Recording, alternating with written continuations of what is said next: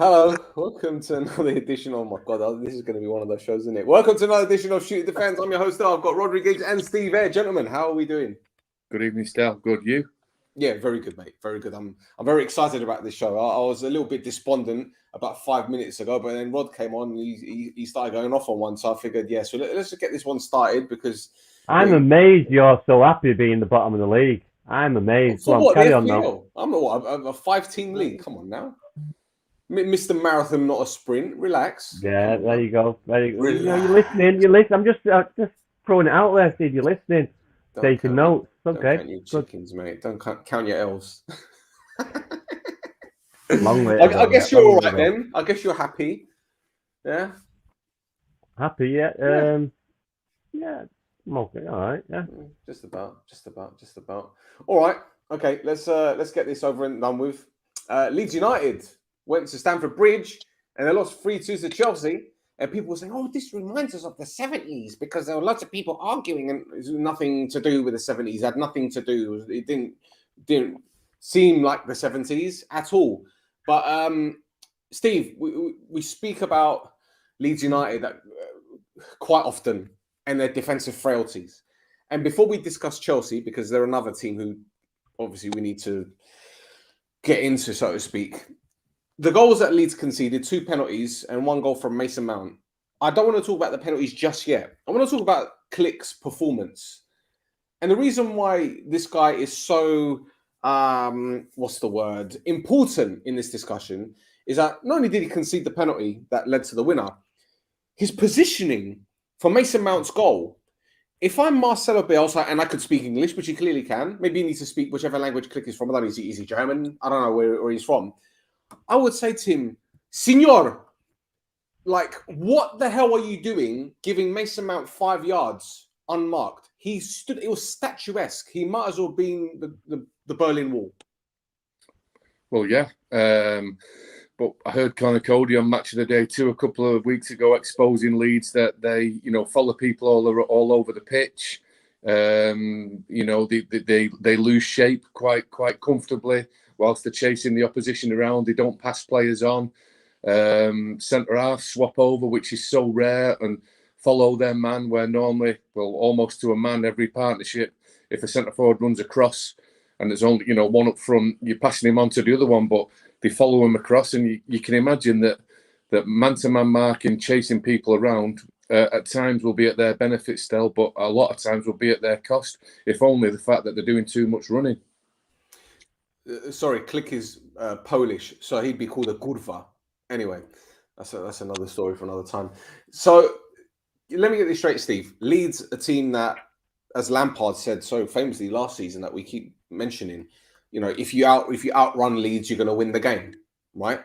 Mm-hmm. But the thing is, it just seems that if you get in behind Leeds, wherever it is in the final third, you've always got a chance, because at right back they're terrible, at left back they're terrible, and centre back they're even worse.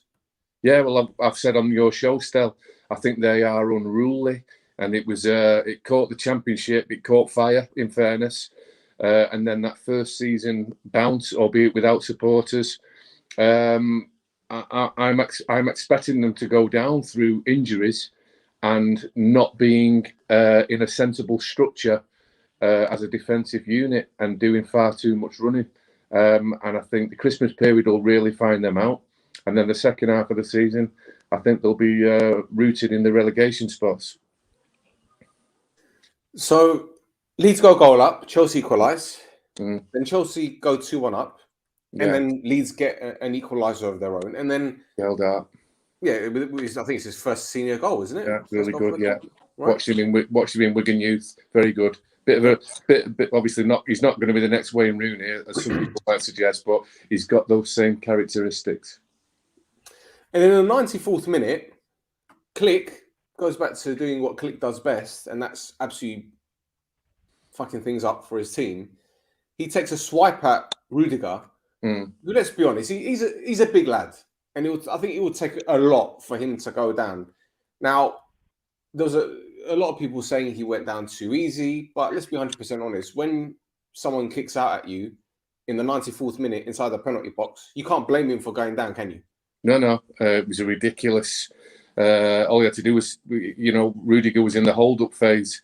You only had to, pin him and keep your boots on the grass and don't commit. And Rudiger would have had to have held the ball up, possibly miscontrol it or try and bring someone into play. And the ref would have probably blown for full time. So it was a big error.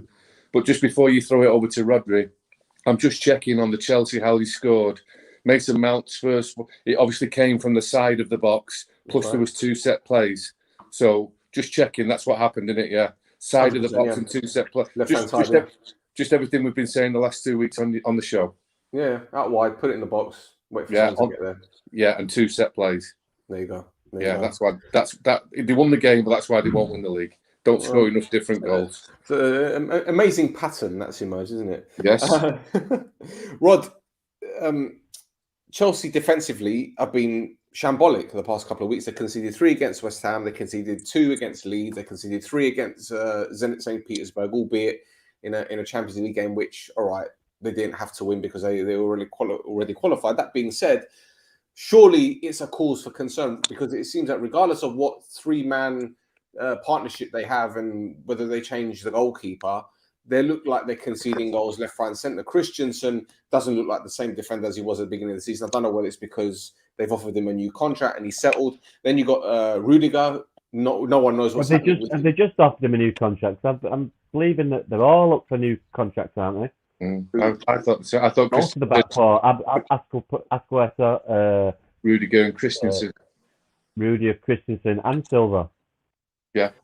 Well, yeah, I know they're close to agreeing a deal with Thiago and Christensen, but I don't know anything about Rudiger, and that seems to be the ongoing issue. There are rumours that Real Madrid are sniffing about. Yeah, but he's the type of player, mate, that won't affect his game. He's a rat. He's one of them. He's one of them pests that defenders that doesn't let you rest. All over you, wants to pull you. He's ran 50 yards to get involved in something at the end of the game that was nothing to do with him, and then he started going radio rental. The guy's an idiot. So, but he is a good defender.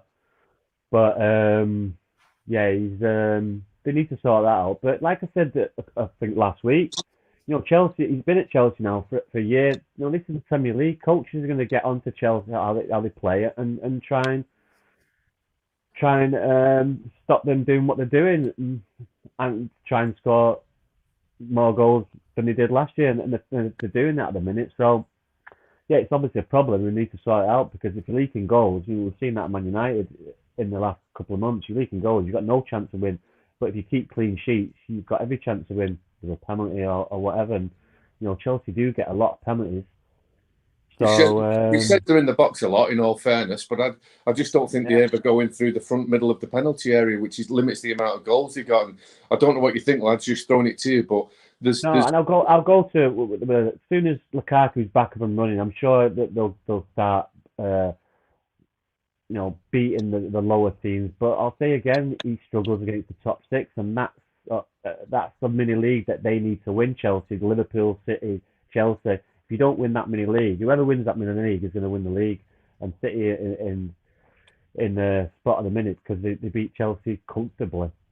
I think there's more questions than answers because they keep changing the defence. They're all great players, world class. They keep changing the midfield. Mount's in, he's out. Loftus-Cheek is in, he's out. Barkley's in, he's out. And then up front, Lukaku can't quite get back in. Werner comes in, he's out. Havertz comes in, he's out. They're all world-class players, so largely they get the job done. But from week to week, there's more questions than answers, and you don't know what the team's going to be. There's nothing ever seems settled. The thing is, Tuchel was quite successful at Dortmund. I know he did. I don't know if he won. I don't think he won the league actually at Dortmund, but Dortmund was the stepping stone or the platform that enabled him to get the job at PSG. Now, the similarities, shall I say, between Chelsea and PSG is that you got 2 very big squads. And in fact, Chelsea's probably got the same amount of players, if not more, at his disposal, so to speak. So while he was extremely successful last season, walking in, taking the team to the Champions League final and then winning it, is this a head coach that can't handle a large squad? Because at Dortmund, he was pretty good. He was very good at Dortmund, but it wasn't a squad that size. So are we talking about a head coach that can't handle big numbers? I don't think you really can say that at the minute. He's won the Champions League. He's not even been there a year. And, it's just unfortunate for him. He's against, in his league, the two best European sides around. So it's always going to be difficult. He's just, we're nitpicking him, against, yes, they've conceded 2 goals, but they still won. And they're still very up amongst it. So, but is that not papering over the cracks? No, it's just being realistic that City and Liverpool are on that elite level at the minute that they were 2 years ago, and it's just difficult to keep up with him. And yes, he's got a lot of players to pick from, but maybe that's the problem when you've got too many players. We've seen it over the years.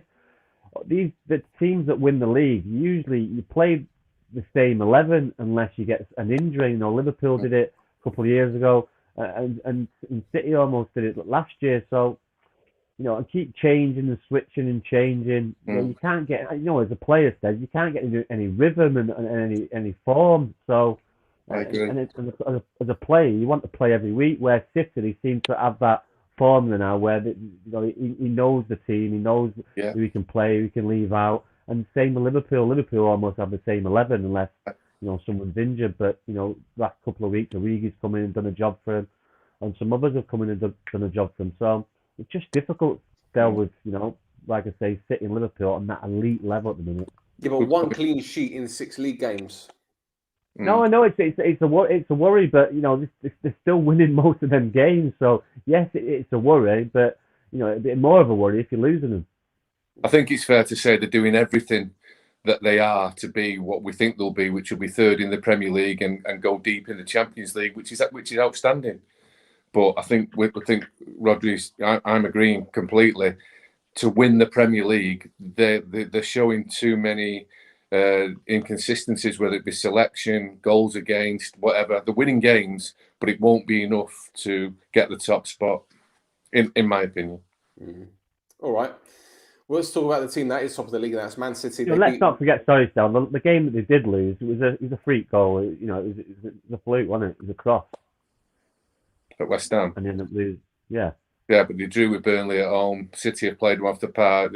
They've got something not right about them. All right. Let's go into City then, top of the league. 1-0 victory over Wolves. 10-man Wolves mind. First of all, gents, what the hell is Raul Jimenez doing? Honestly, you get a yellow card, and first of all, what was the referee doing? It was a shocking decision for the first yellow card on Jimenez. I don't believe it was a collection of fouls, a totting up process. It was a bad decision. It wasn't a counter attack with Rhodri. He was just trying to get control of the ball in the centre circle. So, first of all, it was a scruffy foul from Jimenez, but it certainly wasn't a yellow card. But once the yellow card had been given, and you've had some bad fortune to do what he did next in the next, 10 seconds, he deserves to be sent off for just being, I think Rhodri messaged me, just being a numpty. What do you think, Rod? Yeah. Because you were fuming. Totally agree. He's just had a brain fart, and he's not happy with the yellow card. What are you doing? What are you doing? It's just numpty. What are you doing? Because Wolves would have got a result there. They were playing really well. Not a result within like a win, but they would have come away. I would think they would have come away with 0-0. They're lucky to get a penalty. I don't think it was a penalty. No. But I do think City were yes, they're on top, but I do think Wolves were solid and were playing well. Cody was defending for the lives. They were defending for the lives, but once you go down to 10 men, it was just always going to be that much more difficult. And then when you get the penalty, which is 50-50, could have gone either way. But yeah, they're the type of the games that City are winning at the minute, and they didn't play badly. They did deserve it to win it in the end, but like I say, just before that sending off, yes, they were under the cosh for a bit, and they were defending, but they were defending really well. I've got a 2-part question then. First half, there was a handball shout on Kilman, and that wasn't given. And then obviously the second one on, was it Moutinho, where it hit his armpit and then it bounced up. Is there a possibility that the referee knew that he cocked up with the first one? Because I think the first one with Kilman was more of a handball than than the one that was actually given? Do you think he did it to balance it out? Not for me. I've got to say, I didn't think either of them were penalties. You're dead right in what you say. The first one was more than the second, but I don't think the first one was either. I think he got his shoulder out of the way. I think it is pectoral. I'm not even sure the cross would have gone anywhere near a City player in the box because they don't have too many in there. They're all waiting on the edge for a pullback. I didn't think either of them were penalties. I thought City, obviously, I do believe City would have found a way to win the game against 10 or 11. But I do believe they got a hell of a load of luck with the penalty decision. I don't think either of them was. Have they changed the terminology of the law? Because last season it was clear and obvious. Yeah. Have they changed it now? I'm not sure still. I would like to see the stats on how many penalties of, from 2 years ago to maybe last year as well and see how it's changed. Because it does seem to me that there's a lot of penalties every week. Defenders aren't stopping crosses anymore because they used to lead with balance. They used to have their arms out. All of us did. Now defenders are putting their arms behind the back, near the back sides, near the shorts, and it's still not enough because the referee is giving a penalty when it's hitting your pectoral or your shoulder. I bet if, for a centre half in the Premier League, you're wondering what to do next. Yeah, I think what you're seeing is, the ones that the penalties the refs miss when there wasn't VAR, obviously it's play on, but the ones that they do miss, they obviously go back and look at them, and they obviously have got to give him. So you seem quite keen. I don't know, but the scrutinising ones, I don't agree with the ones that it's like if it looks like a penalty or if it's given as a penalty, but it's not really a penalty. But there's a lot of grey areas with it, and there's no black and white. He seemed really happy to give it, didn't he? He was like quite comfortable giving it. It was like, I was like, whoa. What year was VAR brought in? For me, sorry, Stel. For me, he's one of the bad ones in that, John Moore. What year was VAR brought in? Do you remember? No. 2 years ago, wasn't it? 2 years ago. So what? 2019, 2020. Yeah, but then they've tweaked the rule a bit, haven't they? So it's and it's different for Champions League. So it's all over the place at the minute. Well, I've got the stat in front of me. So last season, 124 penalties were awarded. The year before, 92. And the year before that, the last year before VAR was brought in, was 103. The year before that was 80. So it hasn't been a massive leap. Well, mind you. No, but what is it this year already? 34?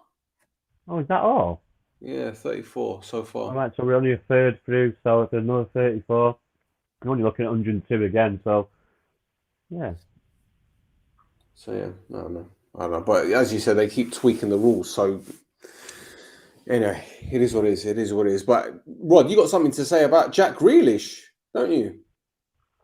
Well, I just feel that let's load that gun, mate. No, but I just feel he's been, he's been slept on, and that, he's been bought for £100 million. He's one of the top players of the Premier League last year, and I don't know if he's just not fitting in or not. But from what I'm seeing, it's a totally different Jack Grealish than what I'm seeing at Aston Villa. I don't know whether that's whether it's the manager trying to ask him to play a different way, but he doesn't look like the same player.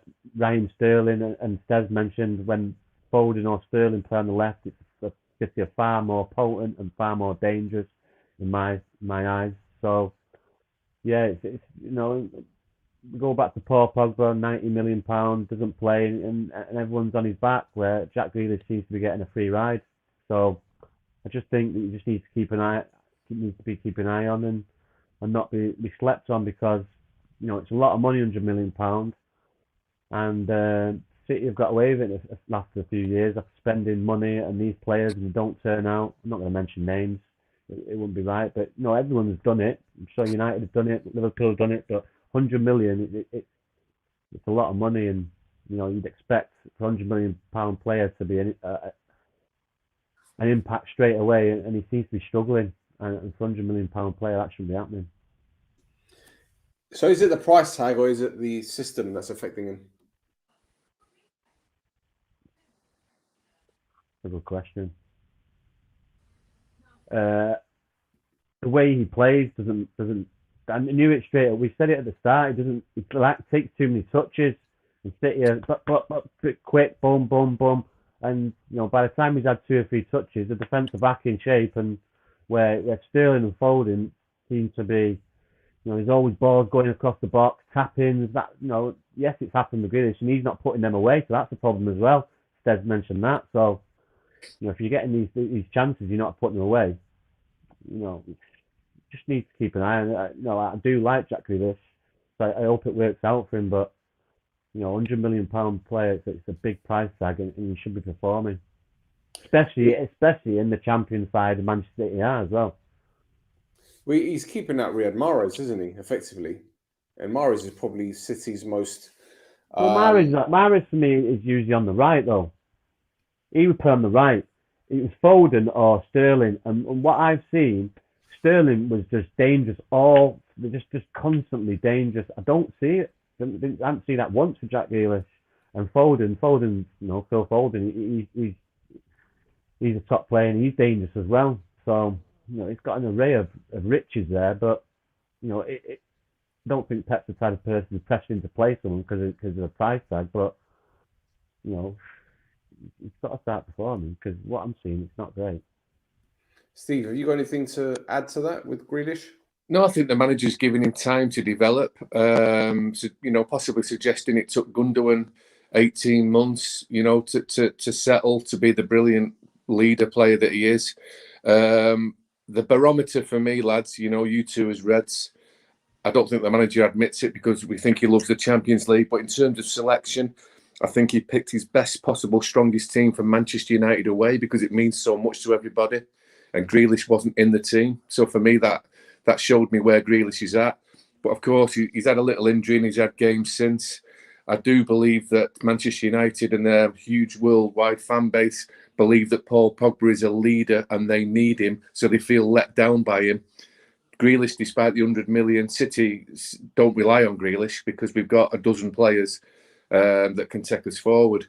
I don't believe he's a starter. I don't believe he's worth 100 million, and I certainly don't believe that he's worth his place in the team at the moment if everybody was fit. But what I will say, he's playing to a safer structure at City, although they're giving him a little bit of a go in this false 9 position. But what it's actually doing, and I think Rhodri alluded to it, is he's getting more chances playing for Manchester City. And despite all his talent, if it's a straight yes or no, can he finish? It's no.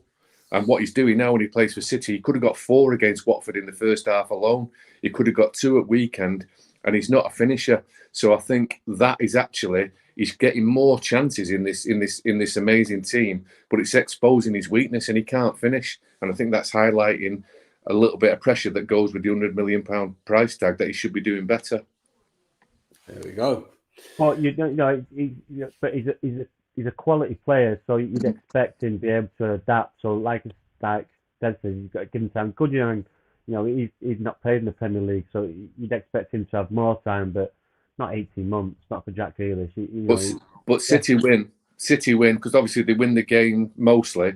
But what it's done, whether it be a kick up the backside, a rejuvenised attitude, whatever. But it's made Raheem Sterling get his numbers back and his performances back and get his place back. So actually, where you lose with one, you gain with the other. That's because of the size of the club. And like I said before, winning masks a lot of things. If they're losing, I'm pretty sure he'd be getting pointed out. But as they keep winning, and it'll just be put under the carpet, and it's a process. But if they start losing, I'm pretty sure he'll be getting pointed out. What about this one as well, You wonder how many times at Aston Villa they just used to find him with the ball. And when the ball goes over to the left now and it's with Cancelo, how many times is he rolling him in? I know he didn't play at weekend there, but how many times is he rolling Grealish into the game because he's so capable of the last pass himself? I think there are a load of things that you could stick up for Grealish if you really strip it back. But I think Rhodri's strongest point is that he should be doing better. Is very fair. No, but I do agree with that, though. I think it's from playing Aston Villa to playing at City. She's just doing 2 totally different things. So, yes, it's got time to adapt. But, like I say, he's a quality player, so he should be able to adapt pretty quickly in a very, very, very good side. All right, let's move on. Two teams. Or it'd be the most expensive, coat wearer at City on the bench because they've got strength. They don't need him. So if he's not performing, okay, he'll just sit on the bench. And I'm pretty sure Jack Grealish wasn't happy turning up to Old Trafford sitting on the bench. Best performance of the season. Somewhere Harry Kane is thinking it should have been me. Season Kane.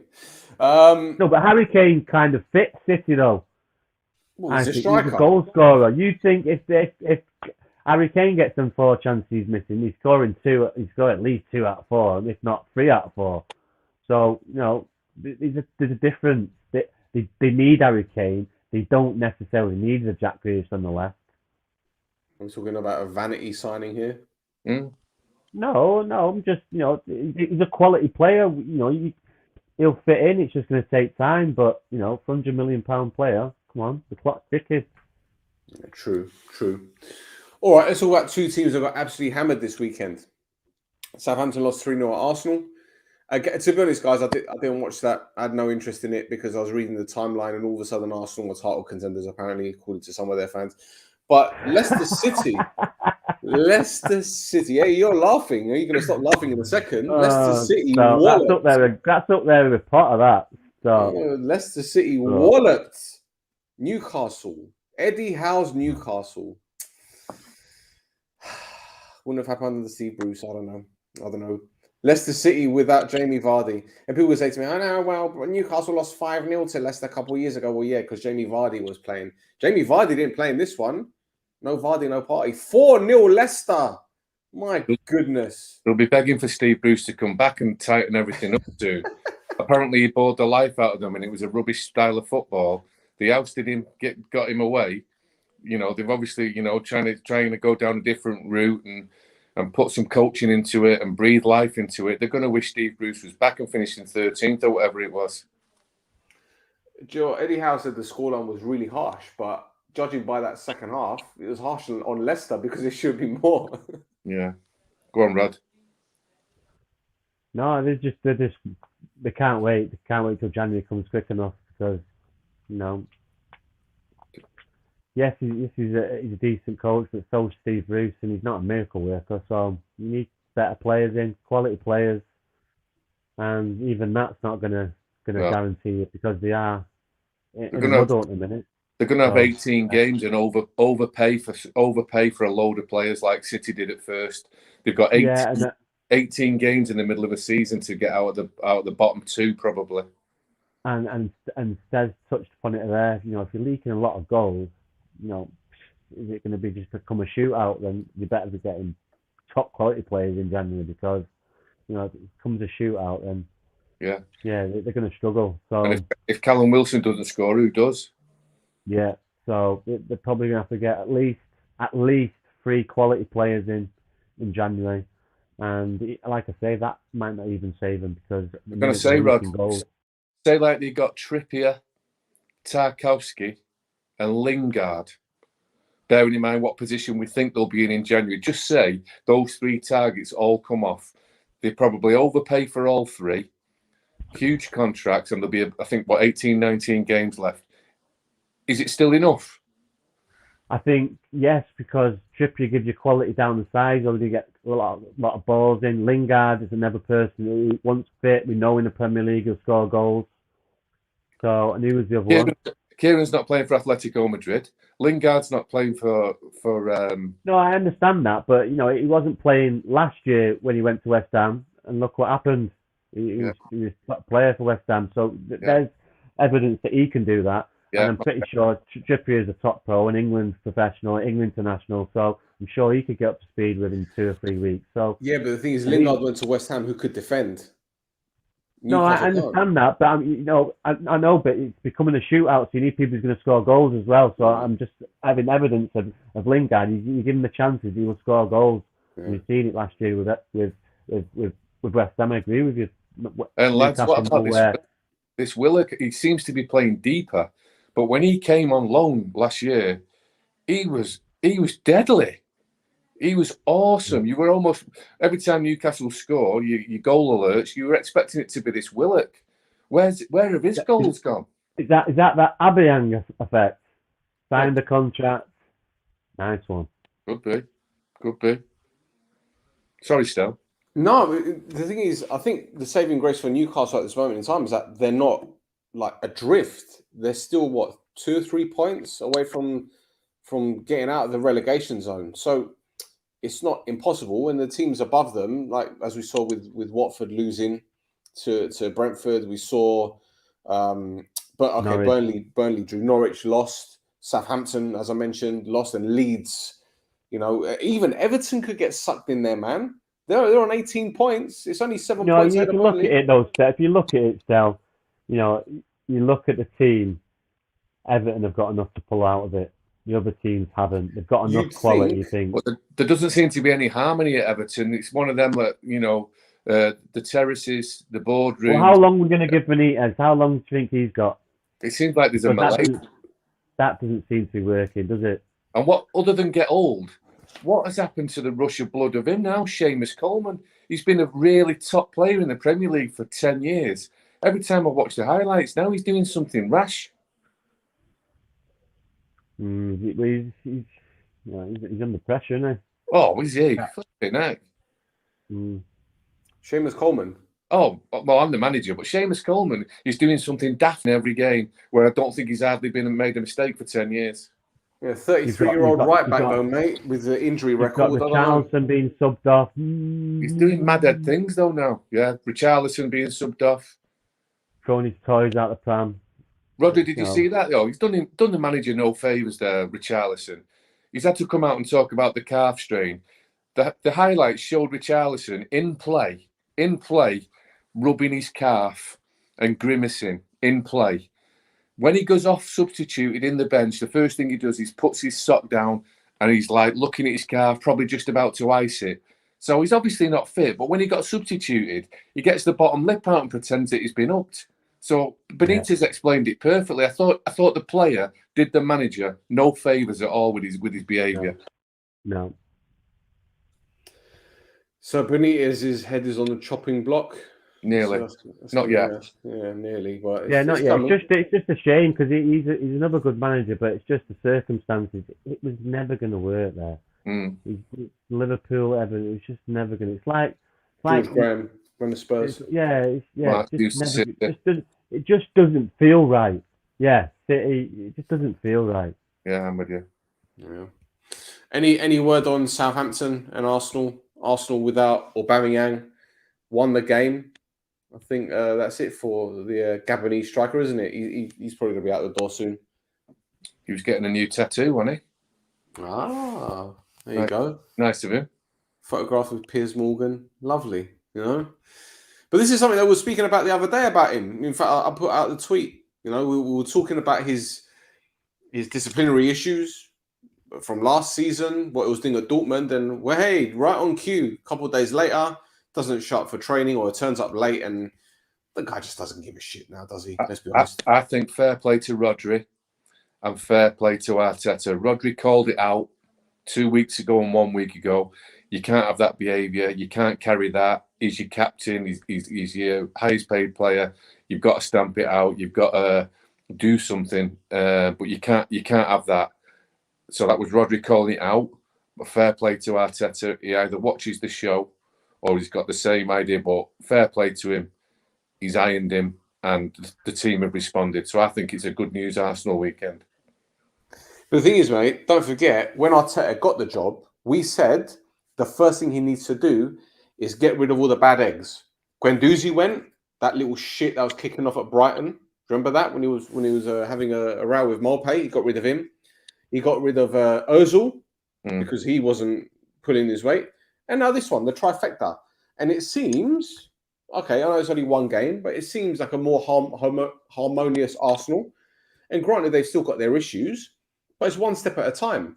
And I'm loving all these Arsenal fans that even now they're still saying, "Oh, Arteta's washed. He's not this. He's not good for us." Well, Arsenal at this moment in time aren't doing too badly, are they? If you want to talk about the league table, I think they're doing reasonably well given the circumstances, given everything that's happened to them in the past few months, past few seasons. 6th place, 2 points away from the Champions League spot. What's the problem? What do they want? No, I like this Lacazette because every time that Aubameyang dips out, he steps up, and obviously Odegaard, Bukayo Saka, Smith Rowe, they've got plenty of talent, and they're showing now via the manager's actions they can perform and win without the highest paid player who's gone getting a tattoo in London. And Stephen, that back five of theirs, all right. We've been critical of Ramsdale, and people were talking about the price tag for White and the questionable signing of the two fullbacks, Tomiyasu and I forget the Portuguese left back's name. I forget his name, Tavares. But in all fairness, okay, they had a bad game against Liverpool. They were sloppy against United defensively, but they're still young. And this is their first season together. I don't understand what people are expecting. No, I don't mind. I don't get it. I like him. I like him. Over to you, Rod. Yeah, well, Arsenal fans are delusional. They always have been. So what's new? It's that simple. But like you said it all. What do they want? What do they want with that when players have got? It should be all over that Aubameyang, all over him, every single one of them, to not turn up to training. Like I say, we touched on it last week. Guy's a bad egg, and unfortunately, he's turned into a bad egg after he's got a very big contract, so it leaves you with a problem. But it's like we said time and time again in the past, Rod. He's got this relationship with a certain person that used to be on a certain fan TV channel, and the guy gets a free pass because of that relationship. If he was slaughtered like they slaughtered Granit Xhaka and all these other players in the past, the fans would be on him. But his image has been protected by this loon. I think they'll be on him now. I think it's if they're doing that, they're not in love with the club as much as they say they are. They're in love with themselves. They're only looking out for themselves. The guy's a bad egg, and he's a bad egg for your football team. So if your friendship, your fake friendship. So it's delusional. Like I say, what do they want? They're never going to be in the top four. No chance. Tottenham, a miles better team. Got 2 games in hand as well. There you go. And arguably, a better coach, experienced coach, won stuff. So there you go. I'm pretty sure if you ask Arsenal fans, some of the Arsenal fans, would they have Conte over Arteta? I think we smacked them on that. Oh yeah, 100%. All right. Aston Villa went to Liverpool. It was the return of Steven Gerrard to Anfield, and Villa lost 1-0. And Dean Smith, who lost the Villa job, got the Norwich job. They lost 1-0 to Man United. Controversial penalty, some may say, for a foul by Max Aarons on Cristiano Ronaldo. I'm not going to lie to you, boys. I've seen that foul 6 or 7 times now, and I still cannot believe people are saying it was soft. He practically, it was like the WWE. It's almost as if he gave him like a side Russian leg sweep or something. It was crazy. What is the defender thinking? Rod messaged me. He was just the wrong side, and then just tried to get away with one. So he wasn't marking correctly. It's simple as that. Anywhere in the box, he's sharp as anything. He's got in front of him, and he just panicked. That's it. Just panicked, and obviously dragged his neck down to the ground. Yes, Ronaldo's going to make a bit of a deal of it. But, anyone's going to do that. But it's a stonewall. Absolute stonewall penalty. Why would you do that? Well, I've just explained why you did it. He just panicked, that's all. His little sharp move, got in front of him, and he's obviously stopped him jumping and pulled him back. So, yeah, it's not even a... So what's Dean Smith talking about then? So it was a dubious decision. Come on. He's told you he's a modern day Mark Hughes. Every single interview, he is complaining. Every single interview I hear him, he's got something negative to say about something. It's just, I don't know if it's the Brummie accent as well. It's just like, Soft. So, yeah. Really soft, really apologetic, really, I can't believe this has happened to us. Another bad decision. Yeah. Doesn't think that 20 million are watching it and disagreeing with him. Yeah, just come on. And he's got that stupid hood up. It's a bit of rain. Put your hood off. I thought the same as well. I thought the same. Yeah. You only got a 2-minute interview. Take your hood. Like that. Crouching down. Oh, getting wet. Ooh, Yeah, ooh. soft. Come on. He played for Tommy Taylor at Leighton Orient, didn't he? He was his captain in the lower leagues, and he's complaining about a bit of rain. Come on now. Yeah. Soft. I'm whinging whilst he's doing it. Yeah, it's not great. Do you think he's just pissed off that Norwich didn't take their opportunities, because they had some decent chances, to be fair? They had some very good opportunities, and yeah, it's a chance missed because United were on it, and they did have some opportunities, but you've got to take them opportunities. De Gea making some great saves again, eh?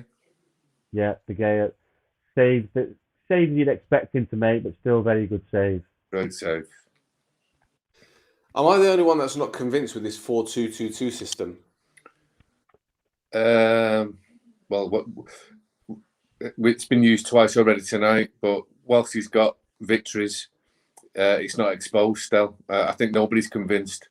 They're saying it was a lethargic performance. You presume they're running more, which means they're running more in training. Possibly some of the players don't want to do it. Possibly some of them can't do it, but they've won the game, so it's under the carpet, like Rhodri said, and it'll need some other team to expose it before that happens. I think with a defeat. Before we discuss the Liverpool game, because I don't think there's really much else to talk about this United game. Why, oh why, when you've got McKenna, Phelan, I'm really going into this one. McKenna, Phelan, Rangnick, so you got three guys there, coaches, managers, etc. Right, you got those three on the bench. When a substitution is being made, why is the set piece coach getting out the clipboard or the iPad to explain where a player is meant to be going or what they're meant to be doing? Surely McKenna or Phelan should be doing that. Maybe I'm just thick. Steve, maybe you can shed some light on this, because I said it for months, and especially now it's been exposed that Manchester United don't score from set plays, but they've got a set play, I'm not going to say coach, person from Loughborough University who was doing it instead of Champions League winners in Michael Carrick, Premier League winners in Mike Phelan, developing coaches in McKenna, and obviously it beggars belief. You don't see West Ham United, who are outstanding, separate club, just to bring into it, outstanding from set plays this season. You see David Moyes, you see Kevin Nolan, Alan Irvine and Stuart Pearce are there in the background somewhere. You certainly don't see anybody from Loughborough University doing David Moyes' set plays. So I don't understand why it's at Manchester United, the biggest club in the world. Rod, did you hear that question? Because maybe no, you can sorry, shed some light. Mate. Go on. When United are making substitutions, instead of it being McKenna or Mike Phelan giving instructions to the person coming on, it was a set piece coach. Do you know why that's happening? Because if you're just going to ask anyone to give instructions, you might as well ask a groundsman, ask a security guard, ask a steward, ask a ball boy. To me, it's just lazy. It's lazy coaching. Negligence. Yeah, it's just lazy. You tell me all four of them coaches are too busy to do the job and do set pieces, and we've all played the game or coached it, or that's part of the job. Some do it, some don't. But that's part of your job. You don't bring someone in who, let's have it right, probably couldn't kick a football straight. So, and then tell him one of the greatest players in the world, he's got to do this, got to do that. I'm like, what? I'm seeing Mason Greenwood about to come on the pitch, and you've got the set piece coach holding a clipboard or a folder with these plastic wallets. We've had this conversation many times. I do not get it. Coach, don't get it. If they've got the numbers of Chelsea or the numbers of West Ham, who look like they're going to score every time they're going to get a corner, then I would give the set play coach of Manchester United some credibility. But the fact that they haven't scored from a set play and he's continued to give out instructions, if this was a trial, it should have ended by now. There's no data to back it up. I can't believe a player would look and listen and think, oh yeah, I'm really listening to you. It's top end of elite football, and you should be hearing from the best and doing it and getting it from somebody that knows what good looks like and feels like. And the lad from Loughborough University is not that. Gents, Steven Gerrard got a lot of praise from Villa fans for, and I quote, saying the right things in his press conference. Is he saying the right things at full time when he tells reporters the penalty given against Tyrone Mings was harsh when even the player himself didn't protest? Yeah, covered everything, I thought, Steven Gerrard, even to the point of saying that Liverpool were an elite level between the two 18-yard boxes physically and through football, but then had a little bit of a moan and a bleat that his penalty shouldn't have been given and Salah's actions should be put into question. And there was a little bit of action at the other end with the goalkeeper, Alisson, with Watkins and Ings. I thought he was being supportive because there is a grey area with these penalties. So I think he jumped all over that. And I still think he found time to be humble to say that Liverpool were the level that they're trying to aspire to. I thought he covered a lot of things. Not sure how much of it was genuine, though, because certainly the penalties he didn't get right in his view.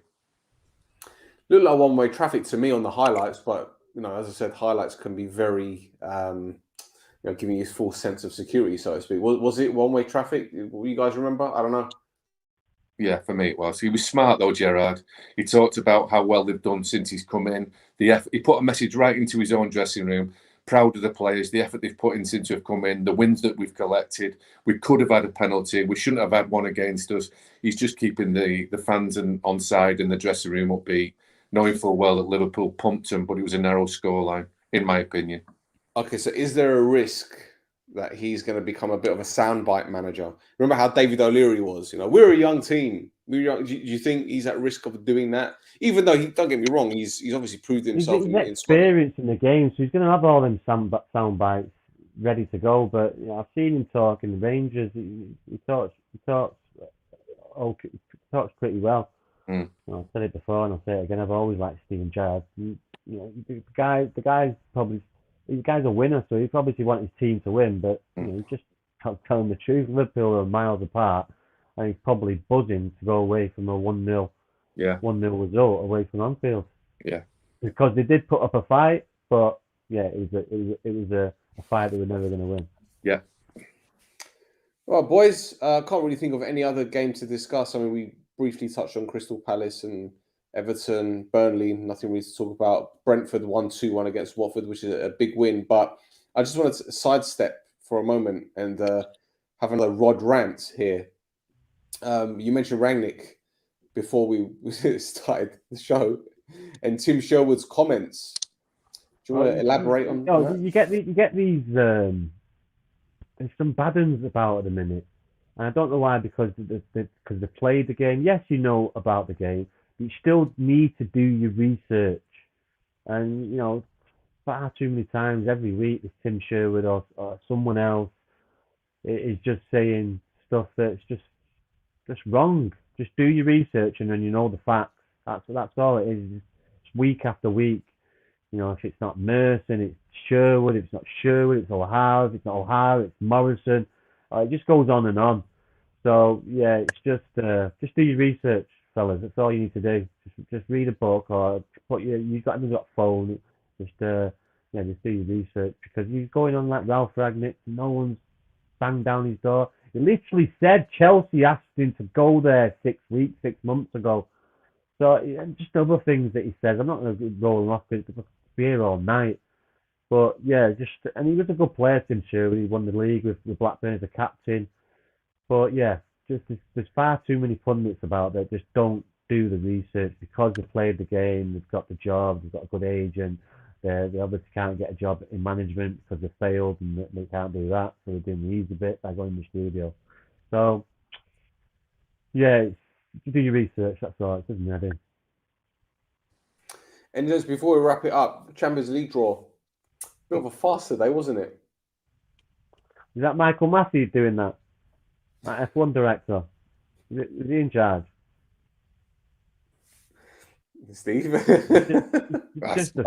hard is it? Man United, Villarreal, they can't play. How hard is it? It's just people. Come on, this is another thing about research. You're telling me four of them on the panel didn't know Villarreal was in Man United's group? come on. Took the pressure off Boris Johnson for 2 or 3 hours anyway. And Real Madrid, they'll be fuming. Yeah. Fuming. Farce. Unbelievable. Yeah. It's unbelievable. I Yeah. mean, they blame the technical software, get this, of an external service. Yeah, so let's just blame the agency that we employed to do our tech. No, let's not blame the, It was funny, there was loads of people blaming Arshavin for putting his hand in the thing. Did you see him though? Every time he put the balls in, he was like that, looking up. So concentrate on looking up, so he didn't look down. He just looked at the ball. You know which one he's going to go for. He was proper under, but he was trying to do it, but smirking at the same time. It was funny the second time he did it. Do you know what? You got a lot of conspiracy theorists, and there's always the same. Oh well, it's fixed because this team gets an easy draw. It's just the draw. They don't warm up the balls. Who got an easy draw? There's no easy draws really at this stage. Really, is there? I think Chelsea have probably got. They got Lille the first time. They got them the second time. That's a kind draw, if anything. But the rest of them, you still no mugs. You still got to go out there and get results. And it's so difficult in the Champions League away from home these days. So yeah, there's no. Is there one that stands out for you, like in terms of the Real Madrid, PSG? Yeah. City usually get an easy draw. They've got I think there's such thing as easy. Someone on the payroll there, UEFA. Sporting, mate. Sporting Lisbon. Sporting, there you go. And Portugal as well. Beautiful. I think Inter Milan against Liverpool will be a tasty one. Yeah, but Anfield are too strong. Liverpool, sorry. In that Champions League, under them lights, you've got no chance. Fair enough. Unless you City. Yeah. Or possibly Chelsea. Well, next round they can draw the same country, can't you? Next round. Yeah. So there you go. Gentlemen, it's been another eventful episode. Thank you very much for your time. Well, Stel, really good. A big mention to AEK Atlantica as well. Good result. Why? Well, they stopped Ammonia from winning. Staying top of the league. That's why. Carry on. The second.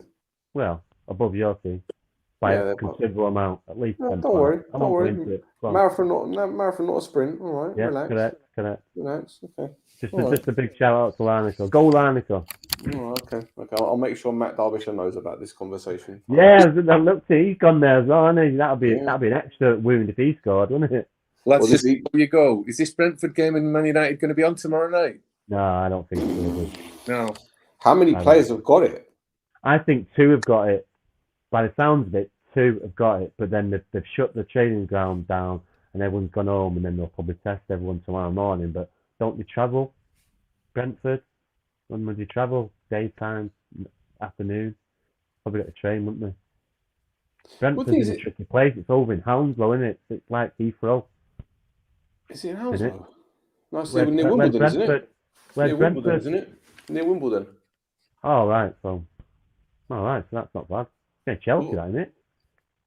Oh, God almighty. Well, it's West London. Yeah, it's West London. Right. Well, QPR way down there. Yeah. But I don't know. So, what is the story that United's players caught it off of Norwich's? At Norwich. At Norwich, At Norwich. I'm not sure. Have they actually said it's players? They've just said... Yeah, just players on staff. So it's not... It might be 2 coaching staff. But I'm hearing it was 2. But...